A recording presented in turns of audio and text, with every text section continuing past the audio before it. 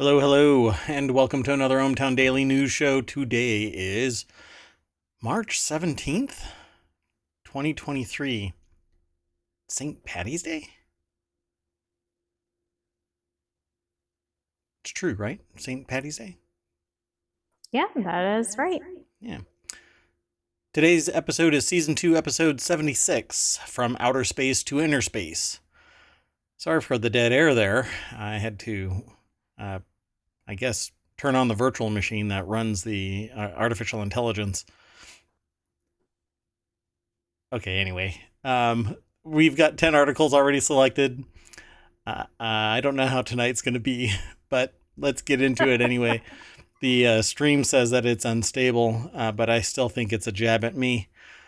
The first article has to do with a glass mouse pad. The second article is about YouTube raising their subscription prices. Then we have a Gattaca TV series in development, a new Homekit gadget that isn't really new, but it might be new to you. The James Webb Space Telescope is spotting or looking at a star that's about to explode. This article is really long title, so I'll just leave it there. How about we spread a fast-moving virus to inoculate colonies of bats against rabies? I'm sure nothing bad will come of that. How about curbing crime with 3D avatars and intelligent design? Not sure what that intelligent design has to do with anything, but we'll talk about it. Why does a single origin coffee cost $30 per pound, which is 5 times the US average? And more Clippy 365. It's now only known as 365, but Clippy is evolving. It's getting AI. And I had already said that Clippy is going to be injected into self-driving vehicles from, I think it's GM. Now it's getting, well, injected everywhere. I don't think we want Clippy. You should look at the SNL little skit about Clippy. And finally, we end with 2 Indian pilots that were grounded because they were doing some in-flight shenanigans. You want to get into today's articles? Sounds good. Let's go.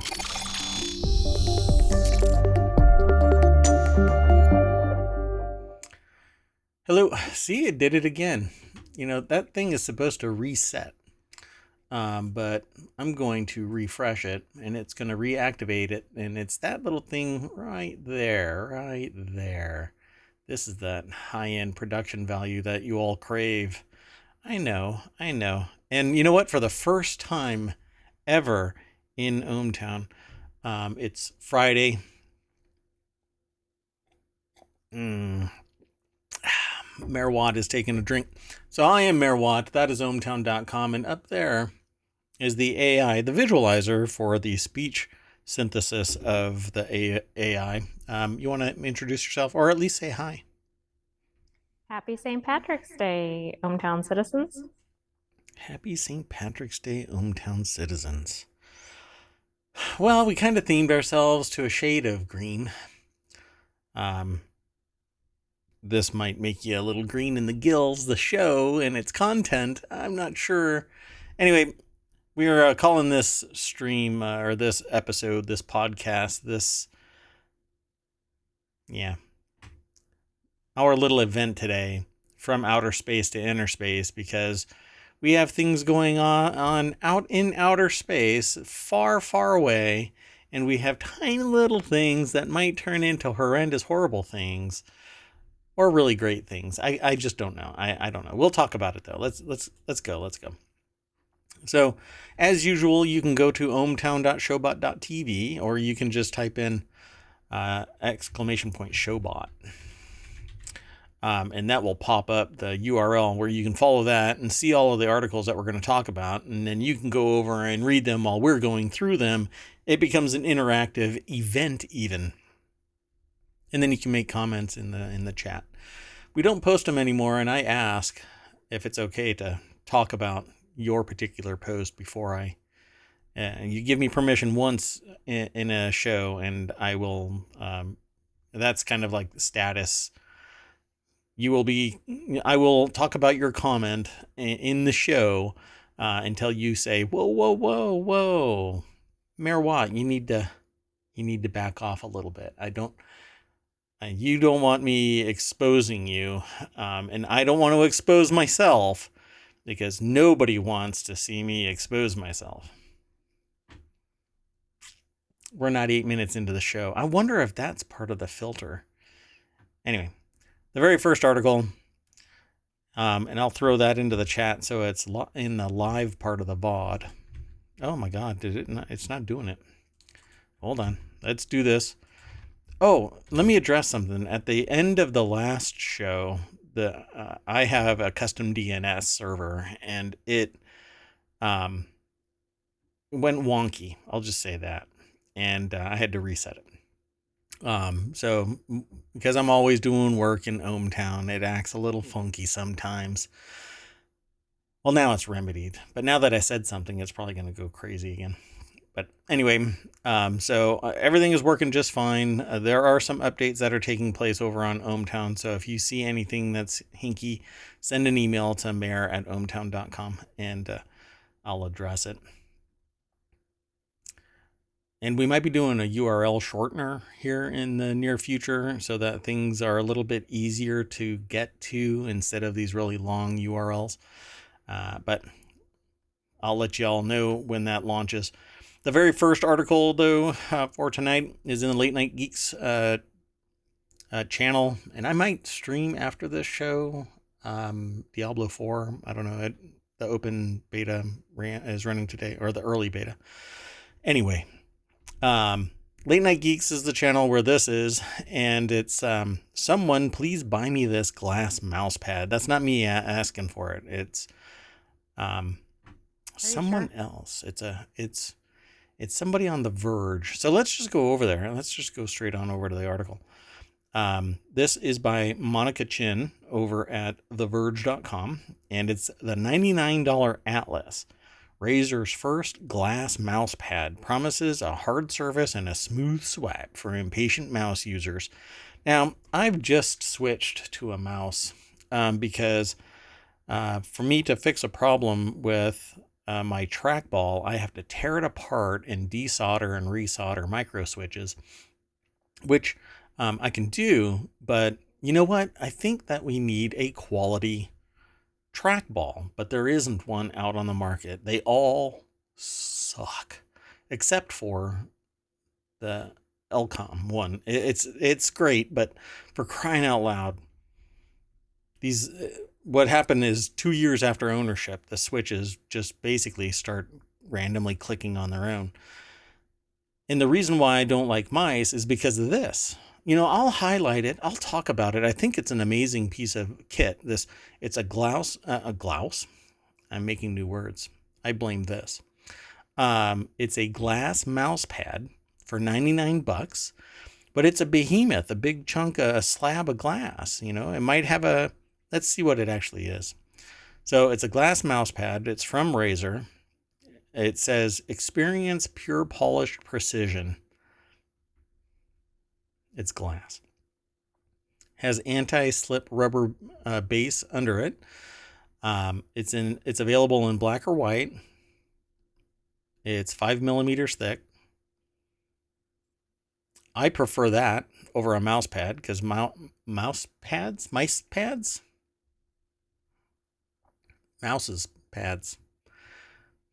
Anyway, mouse pads, they get dirty. No matter how much you try and clean them, they get funky. But so do mice, and so do trackballs, and so do a lot of other things. You have to clean them, but you cannot clean the little nooks and crannies. Ugh. Anyway, this thing is slick. I love the idea of it. But again, it's taking up this screen. I'm a big guy. It's a huge amount of space on my desk, getting taken up by a big slab of glass. So I guess it's going to be time to move the monitors out and get that big old chunky slab of glass here so that I can start using a Razer mouse. because trackballs are dying. They're the ones that do exist are more office built and not gamer built, and so they suck, except for the one that I had. Anyway, so go out there, buy this 99. It's $100, $99.99. Although, where is it? Up here it says it's $99 Atlas. Don't you love it when you get into an article? Yes, they always add, depending on the scale, more dollars or more cents. There's always something. The fidelity gets a little bit finer as you get into it. But anyway, it says the main issue that they can think of is sweat. Sorry, folks, but I'm going to bring it up. This is the author speaking, not me. I live in a digital alternate reality, so I don't sweat. This seems like it could get very gross very quickly if you're perspiring while blasting people in Overwatch. They don't play Overwatch apparently, but they thought it was pithy to say that. Anyway, yeah. So they're right. They're absolutely right. If you rest your hand on your desk while you're moving your mouse around, you know what forms under the palm of your hand between you, the mouse, and the desk? Right, but doesn't that happen with a regular mouse pad as well? Well, it isn't as apparent. You lift your hand up and you don't see like a sweat stain.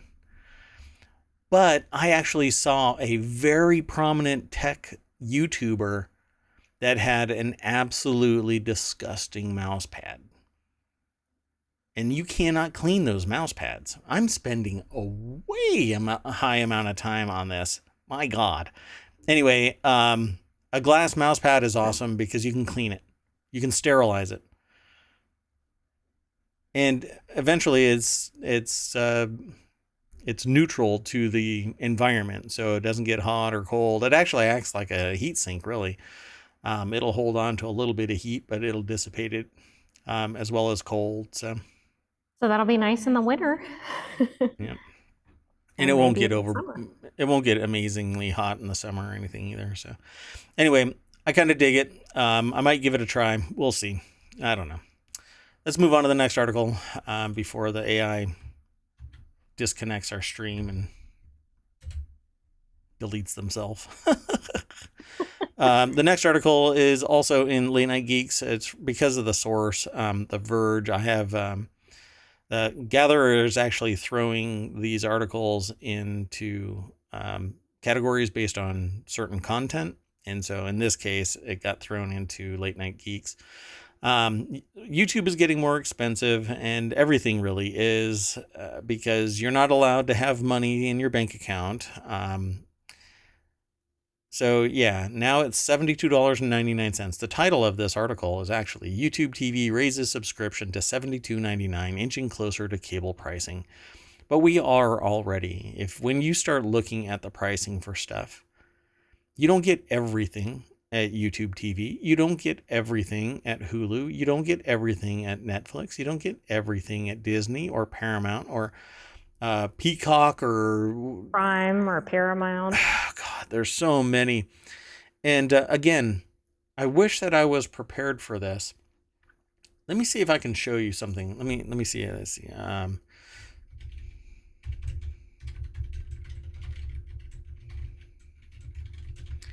So we used to joke about this like many, many years ago, and I'll see if I can bring it up really quick, and I'll drag it onto the screen so that y'all can see it, but it doesn't look like I'm going to be able to. Yeah, weird. Okay, well, anyway, it's all balkanized. You cannot get to everything everywhere. It just doesn't happen. So unfortunately, you have to subscribe to a bunch of things. And this is just the latest $8 increase. Let's move on. I think that I've got an issue that I'll have to address here in a little bit. But anyway, the article is over at The Verge. It's by Mitchell Clark. And the base subscription will cost $8 a month more, but the 4K add-on is going from $19.99 a month to $9.99 a month, but I don't see how that's actually possible. They're cutting the price of the 4K add-on from $19.99 to $9.99. So if you want that add-on, it's become a little bit more approachable. But so you're paying the same total price roughly if you're getting the 4K add-on as you are today. Yeah, you'll come out Total, yeah. $2 ahead. Yeah. So it says subscribers have had to pay more for YouTube TV over the years. Thursday's increase means that since the service launched in 2017 for $35 a month, they've basically doubled and then some. It's more than doubled in price. Yeah, that's what they say here. It went from 40 to 50, and it skyrocketed just over a year later to $64.99.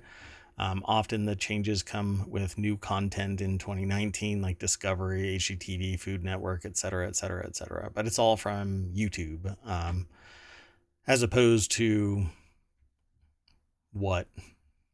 I don't know, any other cable company, a cable company or another streaming company. So let's keep on hustling through the news here. The next article is in the continuity report. Gattaca TV series is in development at Showtime. I've always liked the movie Gattaca. It is basically, it's a plot that's based around genetics, and Gattaca is all from the what's the it's name? from the RNA. Yeah. Well, the DNA, like G and A and T. I can't remember what they're called, but anyway, it says the exact plot details on the series are still under wraps, but sources say that Alex Ganza is attached to serve as showrunner and executive producer, with Ganza's partner Howard Gordon also executive producing. So let's go over to Variety.com, and Joe Otterson is the author. Again, over at Variety.com. It should be interesting. The whole thing behind Gattaca, the movie, was pretty low tech for a concept that's very high tech. So I thought that it's really interesting that now in 2023, probably not coming out until 2024, will there be anything having to do with Gattaca coming out, but it's going to be really high end. The special effects and stuff like that should be pretty amazing. One second. Yeah, it's really interesting that I had just got done saying that my DNS is working just fine, and it has been all day. I've been trying to search, but I can't get a search to cooperate. Yeah, I think it just went down again, which is funny. But we should be able to make it through the stream. Maybe if it times out, then we're in trouble. At any rate, let's hustle through the next article then. And the next one is about a HomeKit gadget, HomeKit Weekly, over in Smack Talk. That's a channel here in ohmTown. The actual source is 9to5Mac, though, 9to5Mac.com. So let's just bounce right on over to it. Bradley Chambers is the author of the article, and what they're talking about, it says HomeKit Weekly. This one HomeKit item might save you thousands of dollars, and it's really angled towards people that have floors that might be damaged because of water or a leak. And so why HomeKit for water leak sensors? Well, because it will notify you if a leak takes place. You can put them under sinks. You can put them by like a sump pump. You can put them in various places where the potential for a flood might take place, and they're rather innocuous. So it could potentially save you thousands, bases, that's what they're called. We won't go back. But anyway, these flood sensors are pretty amazing. All they do really is they short out and let you know when that takes place. if there's conductivity across a little gap, it says, well, the moisture is too high and something shorted me out. So off I go. It's the equivalent of shorting out. It doesn't really short out, but it basically says this has made a connection. So that must mean that there's a leak. And it says, truthfully, a water leak sensor paired with HomeKit might be a single most important item you can add to your smart home. If you it can send you an important alert about to your phone if water is detected, even bypassing your do not disturb settings.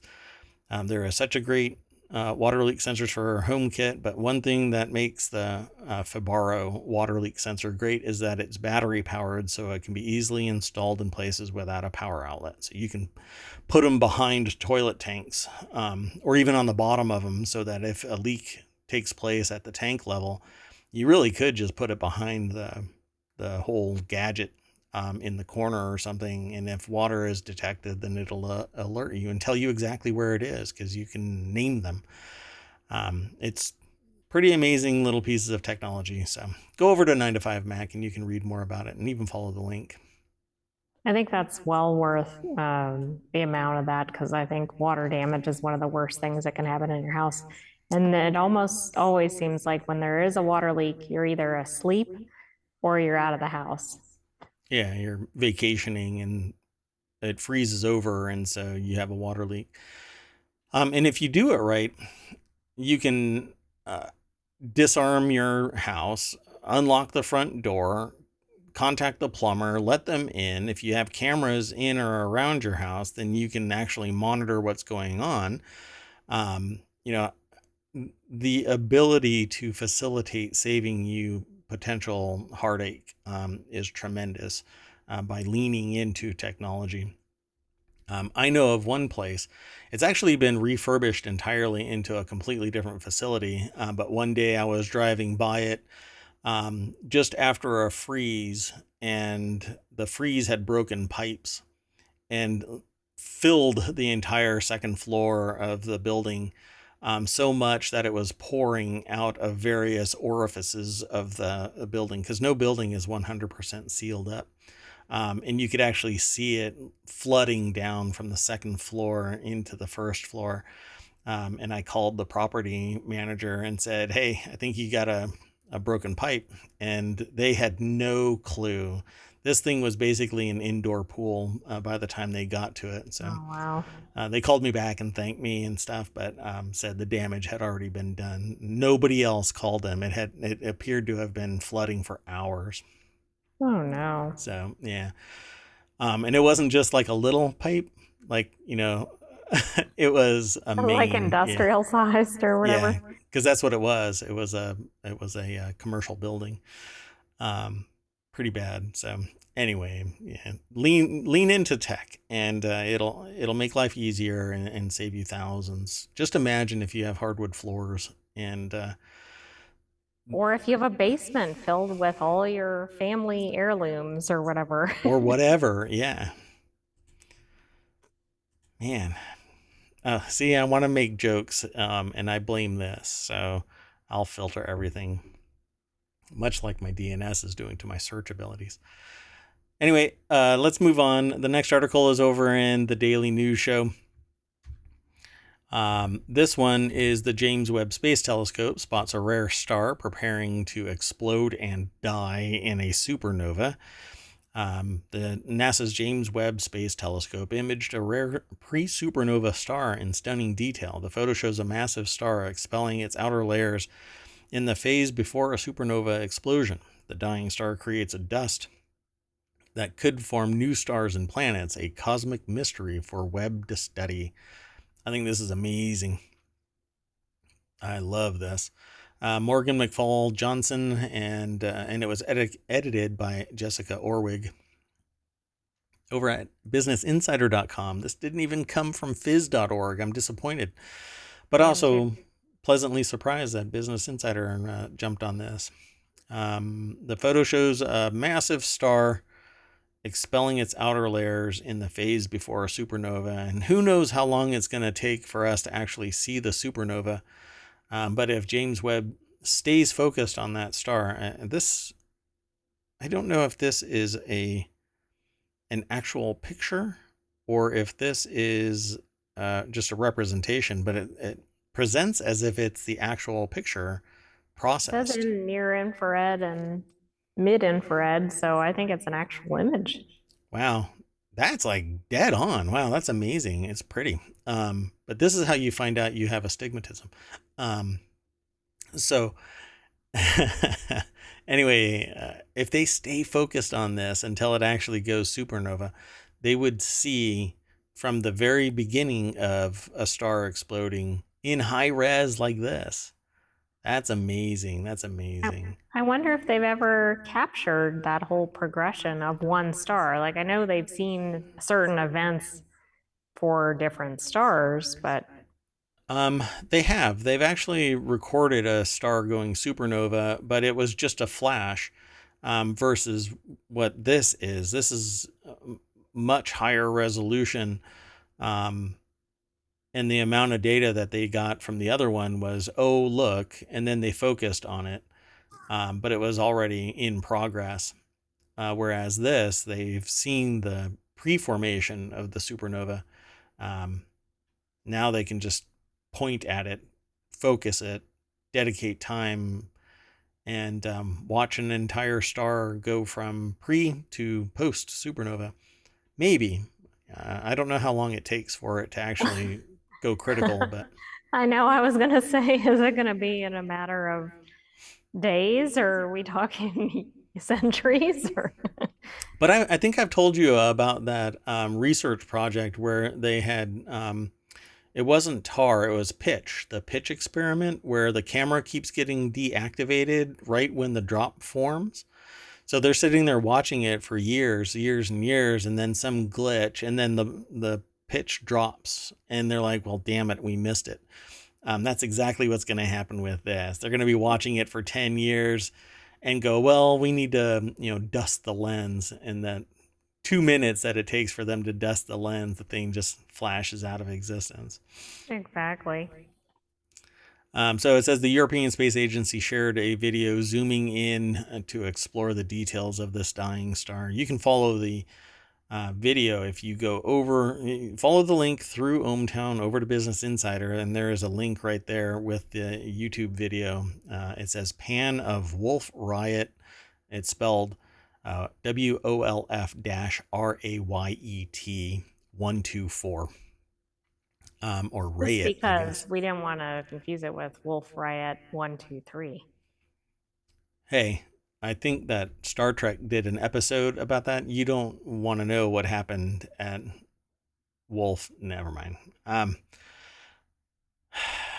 So they go into a little bit more detail about this. The star is called WR124. It's 15,000 light years away in the constellation Sagittarius.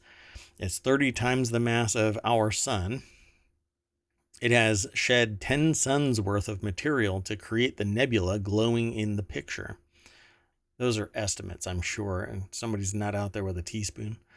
That cosmic dust is of great interest to astronomers. It's the stuff that makes up everything in the universe, new stars, new planets, and everything on them. We are stardust. Yeah, let's just kind of tease y'all into going over and checking this article out.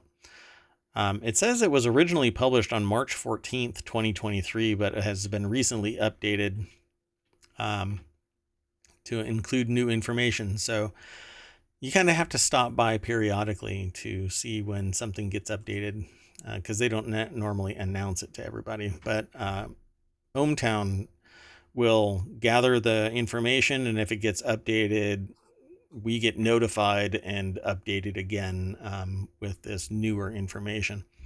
And it shouldn't wipe out any conversations. So go and check it out here in ohmTown, where you can have a conversation, but go over to the actual site, source site, businessinsider.com, and watch the video there, read more, because you'll be able to suss out more information than my summary and our little back and forth about it.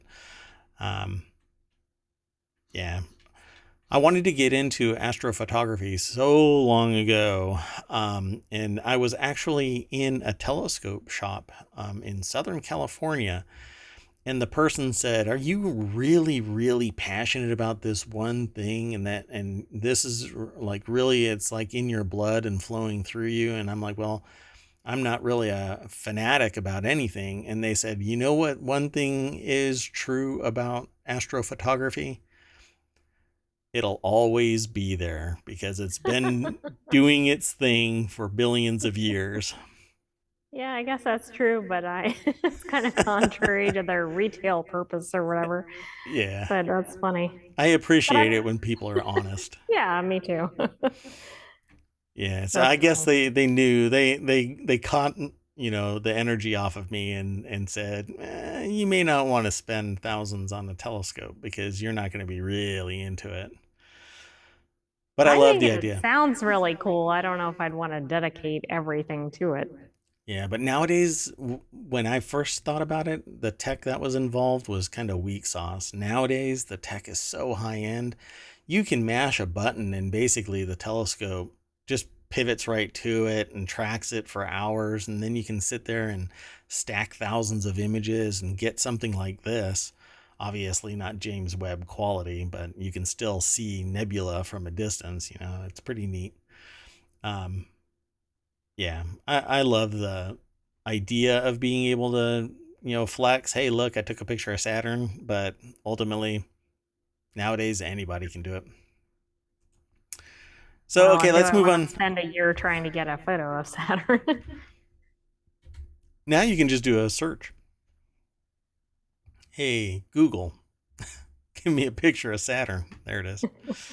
Okay, so the next article is over in the Marble channel, testing the idea of using a fast spreading virus to inoculate colonies of bats against rabies. Hey, you know what? I think this was tried recently. Was it in Wuhan? Oh, too soon. A team of virologists and veterinary scientists from the Medical Research Council, University of Glasgow Center for Virus Research, which is, I want to crack a joke, like this is the Glasgow sister site for Wuhan. Institute of Virology, perhaps? Exactly. And the University of Glasgow School of Biodiversity, One Health and Veterinary Medicine is exploring the idea of genetically modifying a harmless but fast spreading virus. Harmless but fast spreading. To in fact, Viruses sometimes mutate, right? Have we learned that? this is how you find out that Morbius was a documentary and not a work of fiction. In their paper published in the Proceedings of the National Academy of Sciences, the group describes their simulation.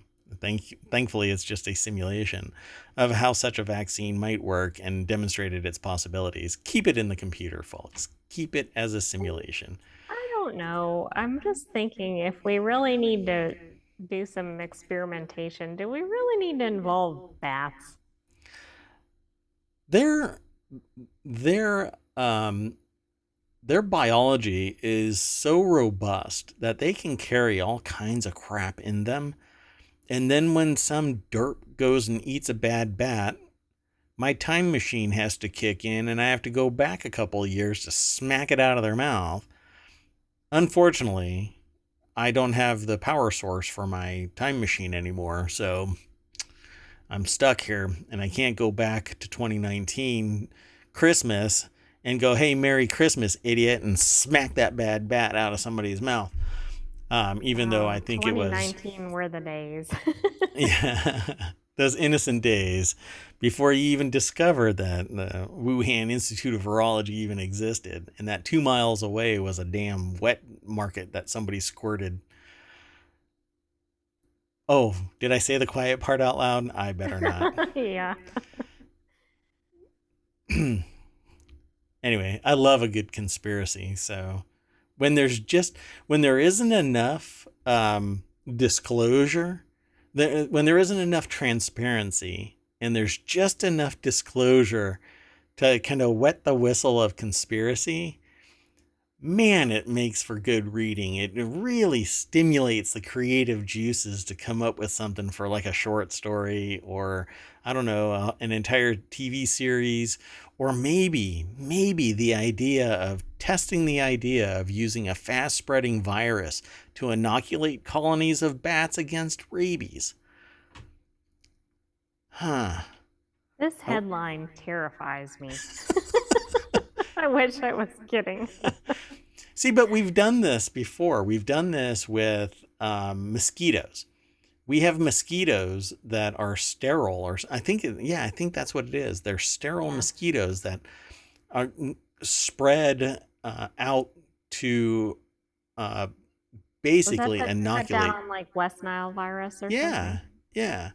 And you go, well, maybe they were successful with that, but a broken clock is right twice a day as well. So when are we going to realize that we just don't have a sophisticated enough bead on this stuff, nor a smart enough lockdown on this stuff?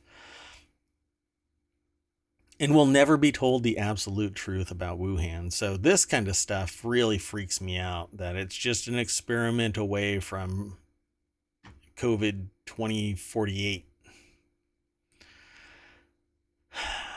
Anyway, I don't want to go too deep into this thing, but bats and their biology makes them flying petri dishes, and then when people consume them and they're not consumed in the proper manner, then they still retain some of that bad bat element, and ta-da, you end up with COVID-19.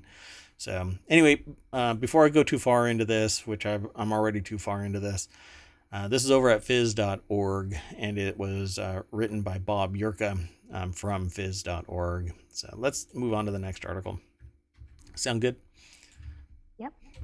Yep. Okay. Anytime we can get away from bad bats is a good thing. Anytime we can get away from bad bats is a good day.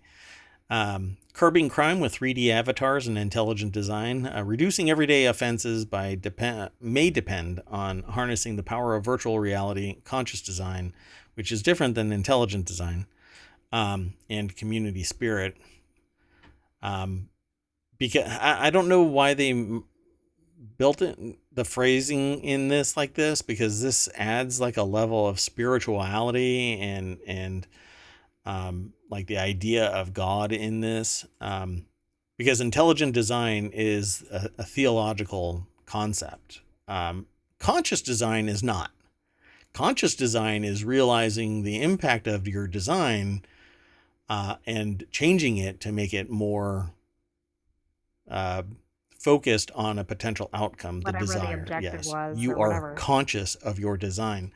And then community spirit is tying. You see how I've gone over to this ledge where the phrasing of all of this makes it sound like there's something woo woo about it, but it's not. It's not woo woo.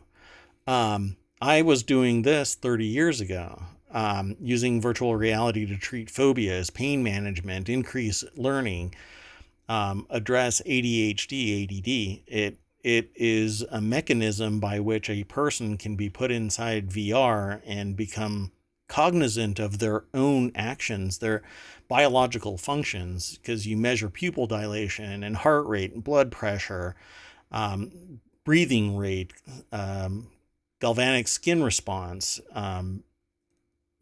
your actions, twitching muscles and stuff like that. You track all of that so that when they are in this VR space, not only do they not necessarily have to talk to somebody about it, they can interact with whatever they want, and they are informed of their biological reaction, not just their psychological reaction, because it's not necessarily one and the same. So it says, picture a young offender with a headset immersed in virtual room, coming face to face with an avatar of his or her future self. The person tells the avatar about his or her lifestyle, substance abuse, debts, or time hanging. Why debts? Or time hanging out with delinquent friends. Then the person travels forward through a 3D representation to become a future self and give the younger one advice. So this is that whole, not intelligent design. This is This is conscious design. This is um, elements of emotional quotient, the idea of introspection and being cognizant of one's actions and thinking and feeling, making them a part of themselves instead of just either in survival mode or being dissociative. They are part of society and part of themselves. And it's a weird take on the title. I don't know if I'm just on the outside looking in going, what is this all really about? And by the way, this article is actually older than the last 24 hours, but it's something that I'm remedying here in ohmTown. It's something new because of a recent change. But anyway, so the article goes in deeper about this. It says enabling people to speak to their future selves and ask for advice could help them make better choices today, some scientists say. That's only if they are willing participants in this.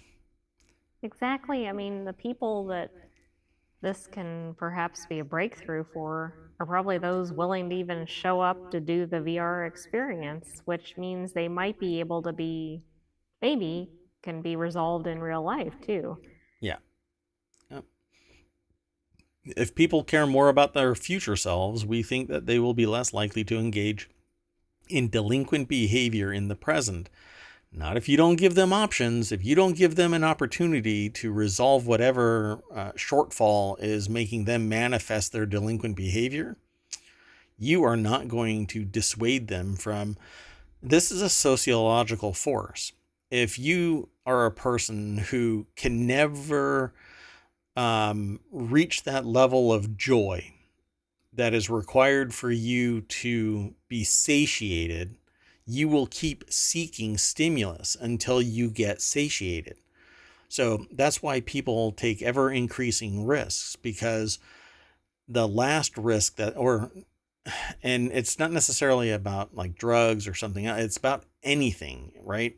They spend $5,000 on something and they got a lot of joy out of it, but then they spent $10,000 the next time and they got dramatically more joy about it. That makes them addicted to the spending of copious amounts of money. And so you end up with a gambler. Or you find somebody that's a really risk prone person climbing the side of buildings, and it's because they get stimulus out of that. And the same thing applies for so many other types of stimulus. It's not necessarily risk. But unless you give somebody an opportunity to disengage that stimulus, their delinquent behavior will remain intact, no matter how much you talk about it. Maybe in VR, they'd be able to satiate that urge, whatever it might be. But then we, as society, tend to poo-poo the idea of giving somebody a tool that allows them to discharge their whatever pressure is pressed upon them, either psychologically or physically. This is interesting, but unless you give them the ability, you're not going to go far with this. You also And have I to know give them that, the ability to break whatever cycle is leading to this behavior, right? I mean, lack of right. opportunity, lack of education, Yep. lack of a stable career or home life or any number of things. Yep. Yep. And it runs the gamut. So it's not as simple as just plopping them into a VR space. But having said that, I think this type of thing is a great thing, but it can't be only this. It needs to be in conjunction with other actions. Yeah, because like I said, VR it's a game to people, and anyway, he says that the article says that he is also director of Germany's Max Planck Institute for the Study of Crime, Security, and Law. Van Gelder and other researchers in the EU are taking inspiration from the world of gaming to help bring home to young offenders the longer-term consequences of their choices. Although the technology is still being tested, the early signs are that 3D virtual representations could help change behavior for the better. I'm sure for those who are prone to embrace this. But I did similar stuff 30 years ago. And um, while the technology then was too big and bulky and crazy, just it was insane trying to even juggle a project. Now it's as simple as grabbing these and sticking them on somebody's head, and they're whisked away to a virtual environment that I'm in control of. And it's that simple. Um, so, of course, you're going to get better responses, better solutions from that. So, I think that this is wonderful. But until society embraces that these people need something more, um, and it's usually not something that is readily available or apparent.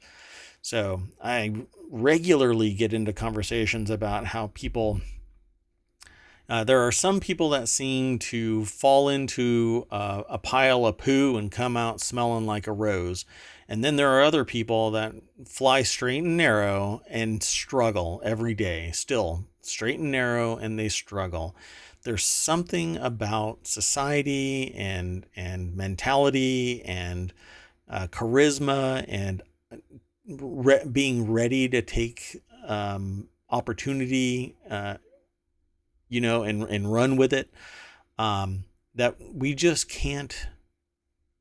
We don't know. There's something unknown here.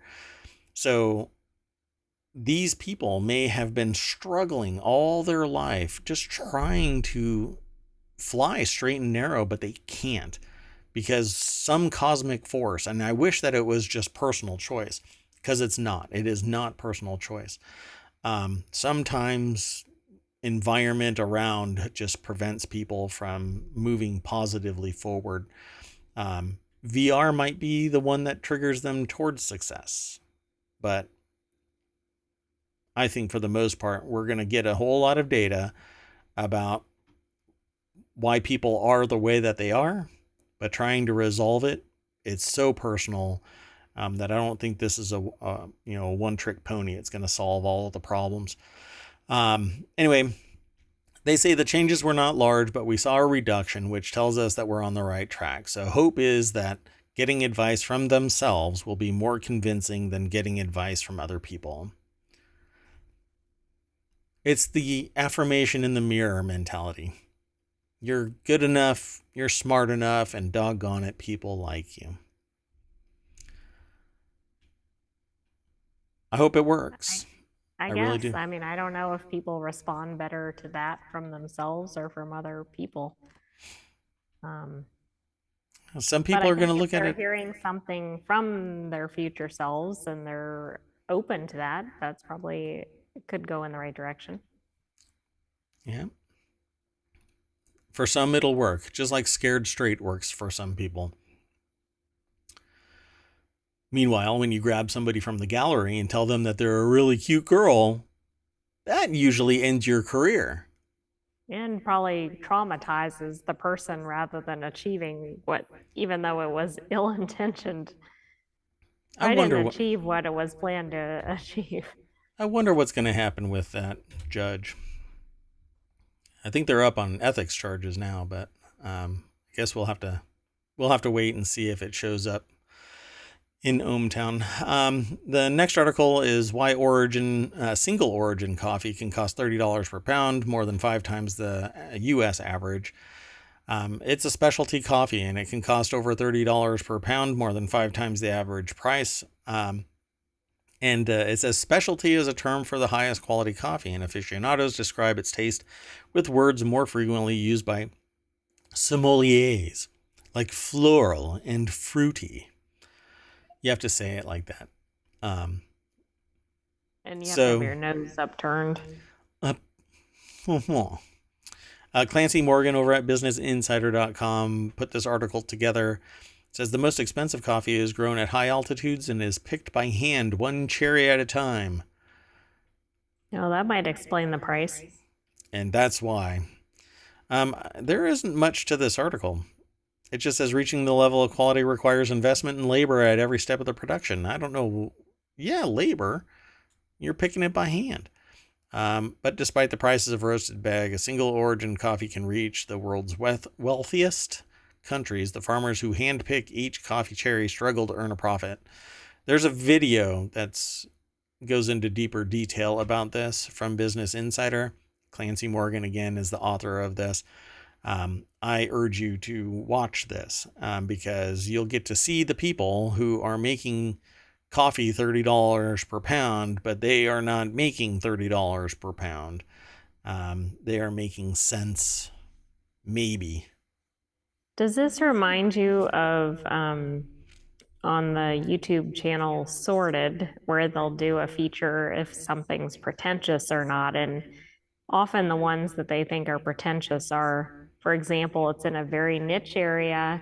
It requires some ridiculous amount of effort to obtain whatever the items are to make the product, et cetera. And this one just struck me as kind of along those lines. And it's usually pretentious when it's a moderate increase in benefit, right? Wildly expensive, but only a moderate increase. Like, is single origin coffee really that dramatically better on the average? Probably not. But the people that are getting it sourced single origin versus the people who are picking it from the source, they're not making $30. So that really does make it pretentious. I wish more people would have the ability to make their coffee single origin and they reap the rewards of their hard labor. But it's usually a whole bunch of middle people that are making the bulk of the money. And that's kind of probably like the individual farmers may not have the means to actually get it to the consumers. Right. But it is a shame. I mean, I think people would generally favor that if it was going more from straight from the coffee but they would have to do, or whatever you call it. Yeah, they would have to do 6 times as much production if they make $5 per pound, which guaranteed they don't. You know, they're probably making 50 cents. Right. Not even per pound, like per month, you know. It's just a shame. But again, I don't know. I haven't watched the video. I just want to encourage people to go and watch the video because I've seen other things like this where there are people that are making stuff. It's being sold overseas for hundreds of dollars, but the people are barefoot, no safety equipment, missing digits, dirt everywhere. They're sleeping in the warehouse that they're actually building. Living conditions are just awful if they even really have living conditions. Yet, you know, somebody's paying $150 for a pair of shoes. It's just sad, and it goes from there because we can always talk about lithium battery sourcing the raw materials from lithium mines. It's just society is blind to it, and you, to some degree, have to be as a member of society. Otherwise, you as the consumer can't enjoy anything, because if you peel back the layer of the onion for anything, you will find out that it has some really disgusting element to it. Not a single thing that you as a consumer in the first world enjoy is built entirely burden free. There's somebody out there that's suffering. It just sucks. It just sucks. But not to drag the whole show down, I know that I'm ending. The last 2 articles are a big distraction from what I just said. So the next, that's good because I'm thinking over here. well, I'm sorry, AI. I'll disengage your emotion chip. The next article is over on the Smack Talk channel. Clippy evolved new Microsoft 365 Copilot, which is now just 365. I don't think they even refer to it as Microsoft 365. Uses AI for text creation. Microsoft is bringing more AI into its products by releasing Microsoft 365 Copilot for Word, Excel, and other apps to write text and manage emails. Microsoft expands its AI technology again, this time into its Office products and not its search or over to a GM car where Clippy's going to pop up and go, "Hey, I see you're driving into oncoming traffic. Do you want me to put on your hazards?" I mean, No, was anybody a fan of Clippy? I don't think so. Andrew Orr over at appleinsider.com. Maybe that's what I should make the graphic. I have a graphic already on deck for today's show, but maybe I should make it Clippy. Maybe you should. Clippy is like the merging of Midjourney and ChatGPT into the demon spawn, you know? What was that one dog that was a breed Oh, between? We didn't really get to highlight it. Ralphie and the dog's been adopted again and returned. It Yeah, was like a demon spawn dog demon in spawn. New York, I think. Yeah. Anyway, so Microsoft says the company has already integrated AI into its Bing search engine and Edge browser and is now powering its other apps with large language models. Announced on Thursday, Microsoft 365 Copilot uses business data to leverage intelligent, and by business data, it means your ID, your information, to leverage intelligent productivity solutions across apps like Word, Excel, PowerPoint, Outlook, and Teams, because Teams just cannot get thick enough. That bulky behemoth of a nightmare. Some people totally love it, but man, just give me Zoom any day. Just all I want to do is get into a meeting and out of a meeting. I can take everything else away with me. Anyway, Copilot combines the power of large language models with your data and apps to turn your words into the most powerful productivity tool on the planet. I'd rather be watching HomePod Lives. Anyway, it's a video down here in the bottom. Or is that Oh, Lives? I mean, I know what a HomePod is, This but I didn't know what HomePod Lives is. It's almost like it could be its own reality TV show, HomePod Lives. It probably could be. Living, it's a reality show that involves doing nothing but interacting with HomePods throughout your massive estate here in ohmTown. What do you think? Could I do that? Um, A reality I don't, show focusing on. that sounds a little creepy. Possibly. Depends on what the content is, I guess. Just utter frustration because it keeps telling me to open the browser on my phone and ask again. That has nothing to do with Microsoft 365 That Copilot. doesn't matter. Let's move on. So, the last article for tonight is two Indian pilots were grounded after a photo of coffee and snacks balanced dangerously on cockpit controls was shared on social media. You know, I tell people at least once a month, be careful what you post online because it could come back to haunt you.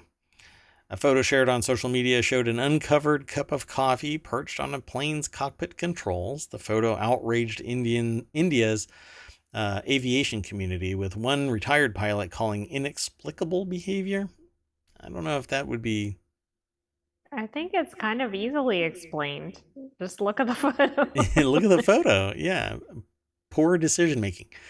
But if that's your level of outrage, then wow, let me outrage you with some other things that I'm sure I could come up with I'm some sure more it's outrageous more outrageous stuff is stories. happening in India as we speak than balancing coffee on a. Oh, yes, don't get me started on that topic. Yeah. In Indian airline SpiceJet, spicy, spicy flying, grounded the 2 pilots, adding disciplinary action would follow. Yeah, we need a lot of pilots, so we're going to just say, don't do that again. And why is that back? Look, it's back. Oh, you're right. I don't understand. It just wants to, It's lonely. Pay attention to me. yeah, it's like it wants attention. For those of you who are listening to this via the podcast, you know who you are. The little ohmTown logo has appeared right above the follower goal here on Twitch. Even though I put it to bed, it's back here. I will make it It go doesn't want to go to away. sleep. It's Friday night. There, now it's gone. It's gone for good. Well, until I reactivate it. No, I didn't pull a Clippy. Anyway, the article's over at businessinsider.com. Joshua Zitzer. This is a great picture of SpiceJet.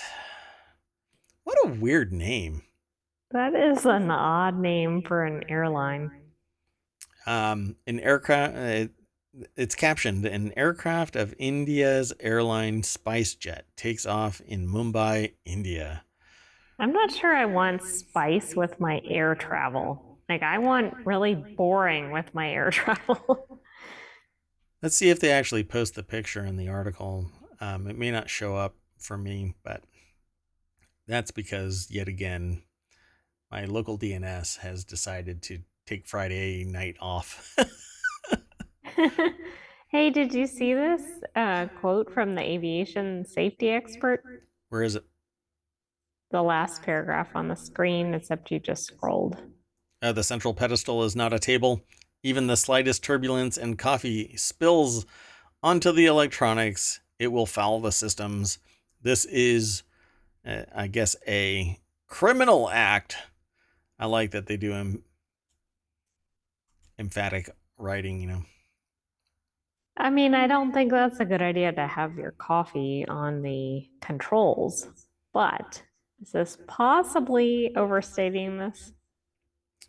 No, this is criminal negligence. They should not be allowed to do this. You know what would be better, though? Making your console moisture proof.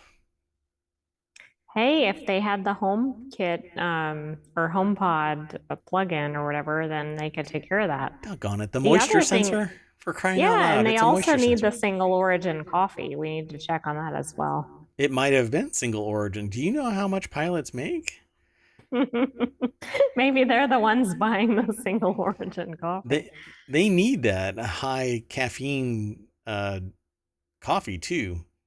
And they need it urgently in front of them. So setting it right there on the cockpit controls, the central pedestal, can act as a table. Of course, the central pedestal in a plane is not a table with that attitude. But anything could be if you try hard enough. Anything could be anything. If you believe. Okay, well, anyway, that is the last article for today. And it's Friday, so have a good weekend, everybody. Go back to the front page. I will not refresh today because I know that my DNS server has decided to take the afternoon off. I have a remedy for it, but I didn't put it into play today. At any rate, I am Mayor Watt. That is ohmTown.com, and that up there is the AI that likes to talk to me about these articles. Not sure for how much longer. They may just get sick of all of this and my snarky attitude. Particularly when I start talking about things. No, it's okay. It's okay.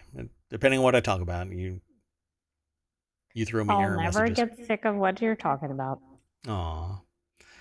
Well, hey, happy St. Patty's Day. And we'll see you tomorrow, 9 p.m. Eastern. You want to say bye, AI? Have a good night, ohmTown citizens, and we will see you tomorrow night. And don't put your coffee on that pedestal. but if you do, make sure it's single origin.